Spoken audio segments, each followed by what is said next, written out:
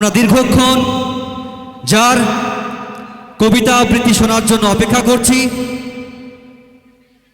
আমাদের মাদ্রাসার প্রাক্তন ছাত্রী শবনম খাতুন, যার কবিতা সারা মুর্শিদাবাদ জেলায় বিভিন্ন প্রান্তের মানুষ শুনছে। জনপ্রিয় শিল্পী শবনম খাতুন, প্লিজ ওয়েলকাম শবনম খাতুন। জোরে হাততালি শবনম খাতুনের জন্য একবার।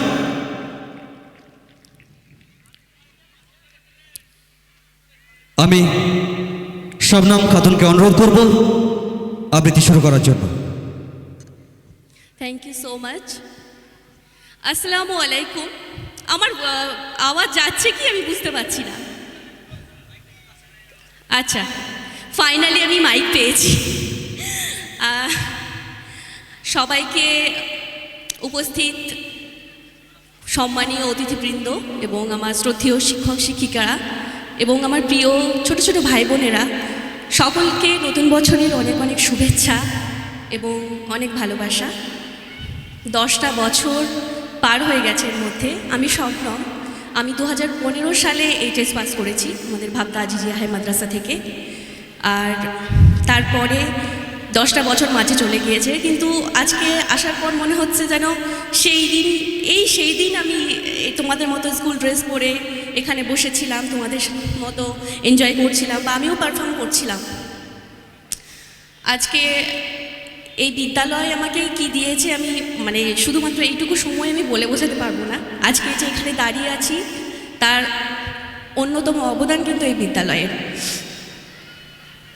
এই বিদ্যালয় শুধু আমাকে পড়াশুনোর শিক্ষাই দেয়নি, তার সাথে সাথে এই যে স্বপ্নের হাতে খড়ি, সেটা এখান থেকেই শুরু। এবং আমি ধীরে ধীরে যে স্বপ্ন পূরণ করছি, আমার যে স্বপ্নগুলো ছিল সেগুলো শুরু এখান থেকেই। আমার নিজের ক্ষমতাকে জানতে শিখিয়েছে, বুঝতে শিখিয়েছে, আমি নিজেকে চিনতে পেরেছি।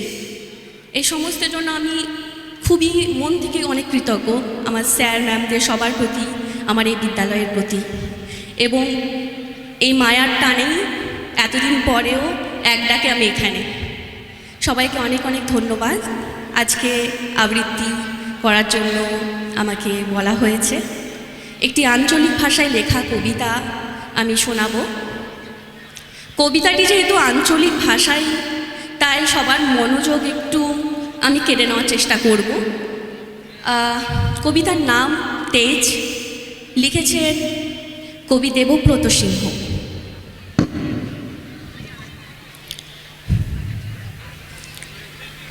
আমি জামবনির কুইরিপাড়া শিবকৈরির বিটি সাজলি উঠে কাগজলের উপর লেখ। অতটুকুন উল্লেখ হবে কেনা? তুমি এবারকার মাধ্যমিকে প্রথম হয়েছ, তোমাকে বলতে হবে আরো অনেক কিছু। টিভিওয়ালারা বললে তুমি খ্যাত মজুরের মিয়া, তুমি কি করে কামিন খেটিয়া মাধ্যমিকে প্রথম হইলা বলো দেখি? সেইটাও তোমাকে বলতে হবে খুলে। পঞ্চায়েতের অনিবৌদি, প্রধান, উপপ্রধান, এমএলএ, এমপি সব একেবারে হামলিয়ে পড়ল আমাদের মাটির কুইড়া ঘরে। জামবনি স্কুলের হেডমাস্টার কোন বিহান বেলায় টিনের রাগুর খুইল্লা হাইক্যা ডাইক্যা ঘুম ভাঙাই। খবরটা যখন প্রথম শোনালে তখন মাকে জড়াই শুয়াছিলাম আমি। কুড়ে ঘরের ঘুটঘুটে আধারে হেডমাস্টারকে দেখে মায়ের পাড়া আমিও চোখ কচালে হা হয়ে ফাইলেছিল। এ কি স্বপন দেখছি নাকি? স্যার বললে এটা স্বপন লয়, সত্যি বটে। কথাটা শুনে কাঁধে ভাষায় দিয়াছিলাম আমরা তো মা বেটি। আজ বাপ বেঁচে থাকলে আমি মানুষটাকে দেখাইতে পারতাম বহুত কিছু। আমার বুকের ভিতরে যে তেজানো সন্ধ্যা বাতিটা জ্বালিয়ে দিয়েছিল মানুষটা, সেই বাতিটা আজকে কেমনে আমাদের এই কুড়িয়া ঘরটাকে আলো করেছে সেটা দেখাইতে পারতাম। আপনারা বলছেন বটে তোমাদের মতন মেয়েরা যদি উঠে আসে তাহলে গোটা দেশটাই উঠে আসে। কথাটা খুবই সত্যি। কিন্তু উঠে আসার রাস্তাটা যে এখনো তৈয়ার হয় নাই। খাড়া পাহাড়ে ওঠা যে কি জিনিস, বহুত দম লাগে, বহুত ত্যাজ লাগে। আমি জামবনির কৈরি পাড়ার শিবু কৈরির বেটি ছিল। যখন থেকে হুঁশ হয়েছে তখন থেকে শুনে আসছি বিটি না মাটি। ঠাকুমা বলতো পরের ঘরের হিসাল ফেলবে তার আবার লিখা পড়া। গায়ের বাবুরা বলতো তুই কৈরি পাড়ার বিটি ছেলে, তোর কামিন খাটা ছাড়া গতি কি। বাপ বলতো দেখ সাজলি, মন খারাপ করলেই তো হেরে গেলি। শুন, যে যা বলছে বলুক, এসব কথা এক কানে শুনহালে আর এক কানে বার করে দিবি। তখন বাবুপাড়ার কুচিল দেখাওড়া ঘরে কামিন খাটত মা। ক্ষয় রোগের তারসে মায়ের গতরটা ভাঙে নাই অতটা। মাঝে মধ্যে জ্বরটা আসত বটে, জ্বর এলে মা এগনাতে তালাই পেতে চুপ করে শুয়ে থাকত। মনে আছে সে ছিল এক জার কালের সকাল, রোদ উঠেছিল ঝলমলানি, ঝিঙা ফুলা রোদ। আমি সেই রোদে পিঠ দিয়া গা দুলাই পড়ছিলাম ইতিহাস, ক্লাস 7-এর সামন্ত রাজাদের ইতিহাস। ডে ঘরে গিন্নি লোক পাঠাইছিলেন বার কতক। মায়ের জ্বর সে তারা শুনতেই নাই চায়। আমাদের দিদি বুড়ি তখনও বাঁচে, কুলতলায় বসা ছেঁড়া কম্বল মুড়ি দিয়া বিড়ি ফুঁকছিল বুড়ি। শেষ তো বুড়ি সেদিন পড়া থেকে উঠায় মায়ের কাজটুকুন করতে পাঠাইছিলেন বাবু ঘরে। পুরনো ফটক ঘেরা উঠান, অত বড় দরদালান, অত বড় বারান্দা, সব ঝাড় ফাট দিয়া সাফ সুতরো করে আইসছিলুম চলে।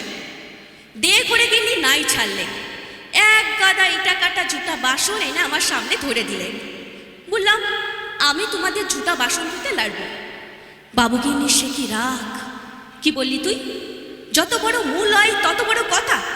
শুন, তোর মা, তোর মায়ের মা, তার মায়ের মা সবাই এতকাল আমাদের জুটা বাসন ধুয়ে গুজারে গেল, আর তুই বললি জুটা বাসন ধুতে লাগবি। বললাম হ, আমি তোমাদের জুটা বাসন ধুতে লাগবো, তোমরা লোক দেখে লাও গা। কথাটাও বলে গটগট গটগট করে বাবুগিন্নির মুখের সামনে বাড়ায় চলে আইল। তা বাদে শেলিয়া কি কাণ্ড, কি ঝামেলা। বেলা ডুবলে মাহাতোদের ধান কেটে বাপ ঘরকে ফিরে আইলে দুপাতা লিখা করা করা লাতনি, ছোট মুখে বড় থুতির কথা 7 কাহন করে বলেছিল দিদি বুড়ি। মা কোনো রাগ কারে নাই। আঘুন মাসের সন্ধ্যাবেলায় এগনাতে আগুন জেলে হাত পা সেঁকছিল মা। এক মাথা ঝাঁকড়া চুল ঝাঁকানো বাপের পেটানো পাথরের মুখটা ঝলকে উঠেছিল আগুনের আছে। আমি বাপের অমন চেহারা কোনোদিন দেখি নাই। বাপ সেদিন মা দিদি ভুড়ির সম্মুখে আমাকে কাছকে ডেকে মাথায় হাত বুলাই গমগমা গলায় বলেছিল, যা করেছিস বেশ করেছিস। শোন, তোর মা, তোর মায়ের মা, তার মায়ের মা সবাই করেছে কামিনগিরি, বাবু ঘরে খতর খাটা খাইয়াছে, তাতে হইয়াছে নাকি, তাতে হইয়াছে নাকি। এই কথাটা মনে রাখবি সাজলি, তুই কিন্তু কামিন হবার লগে জন্মাস নাই। যত বড় লাটসাহেবি হোক না কেনে, কারুর সামনে মাথা নুয়াই নিজের ত্যাজটুকুন বিকাবি নাই। এই ত্যাজটুকুনের লিগাই তো লেখাপড়া শেখাচ্ছি তোকে, না হলে আমাদের মতো হা ভাতা মানুষের পাড়া আর আছেটা কি। আমি জামবনির কৈরি পাড়ার শিব কৈরির বিটি সাজলি। কবেকার সে ক্লাস 7-এর কথা ভাবতে চাইয়ে কাগজওয়ালা টিভিওয়ালাদের সামনে এখন কি যে বলি।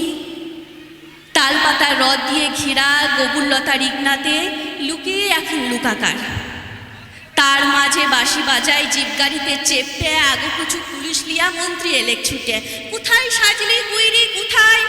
বলতে বলতে বন্দুকধারী পুলিশ লিয়া সজ্জা আমাদের মাটির কুড়া ঘরে। হেডমাস্টার বললে, প্রণাম কর সাজলি, প্রণাম কর। মন্ত্রী তখন পিঠ চাবড়ালে। পিঠ চাবড়ায় বললে, তুমি কামিন খেটে মাধ্যমিকে প্রথম হইছ, তাই তোমাকে দেখতে আইলুম। সত্যিই বড় গরিব অবস্থা বটে। তোমাদের মতন মেয়েরা যদি উঠে আসে, তার লেগেই তো আমাদের সরকার, তার লেগেই তো আমাদের পার্টি। এই নাও, এই 10,000 টাকার চেকটা এখন লাও। শুনো, আমরা তোমাকে আরো ফুল দিব, সম্বর্ধনা দিব, আরো দেখার টাকা তুলে দেব। এই কাগজের লোক, টিভির লোক কারা কোথায় আছেন এদিকে আসুন। বলতে বলতে কত রকমের সব ঝলকে উঠল ক্যামেরা, ঝলকে উঠল মন্ত্রীর মুখ। না না, মন্ত্রী লয়, ঝলকে উঠল আমার বাপের মুখ। গমগমা আগুনের পাড়া, আগুন মানুষের মুখ। আমি বাপের অমন চেহারা কোনো দিন দেখি নাই। তখনই আমি বলে উঠলুম, না না, এই টাকা আমার নাই লাগবে। আর আপনারা যে বলছেন আমাকে ফুল দিবেন, সম্বর্ধনা দিবেন বলছেন, আরও দাদা টাকা তুলে দিবেন বলছেন, তাও আমার নাই লাগবে।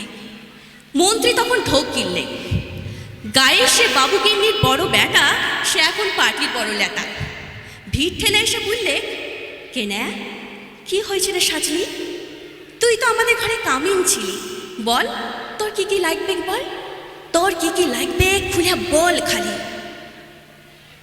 বললাম, আমার পাড়া আরও শয়ে শয়ে অনেক সাজলি আছে, আরও শিবকৈরির বিটি আছে গা গ্রামে।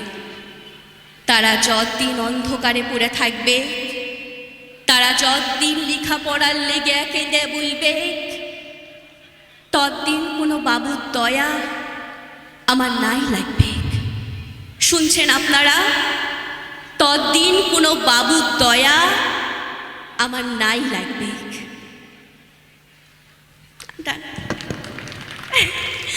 Thank you so much.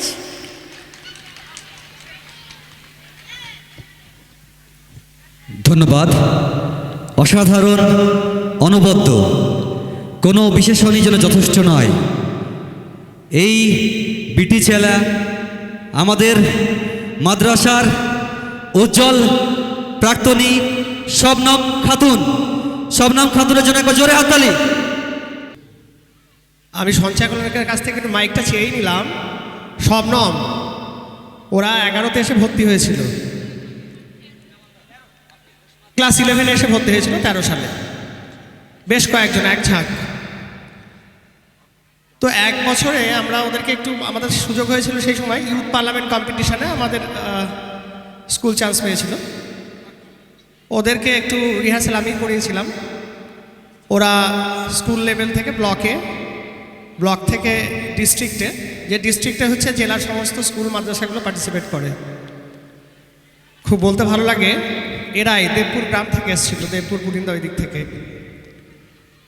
ওদের ব্যাচের ওই টিমটা জেলাতে ফার্স্ট হলো, রাজ্যে কম্পিটিশনে গেল, রাজ্যে কম্পিটিশনে দারুণ ফলাফল করলো সেই শবনম খাতুন। সে আজকে এই মঞ্চে দাঁড়িয়ে আছে, ওর কবিতা শুনে আমাদের গায়ে কাটা দিচ্ছিল। এটাই হচ্ছে ভাবদা আজি ভিআই মাদ্রাসা, যা জীবন তৈরি করে দেয়, যা ব্যক্তিত্বের বিকাশ ঘটিয়ে দেয়। ধন্যবাদ।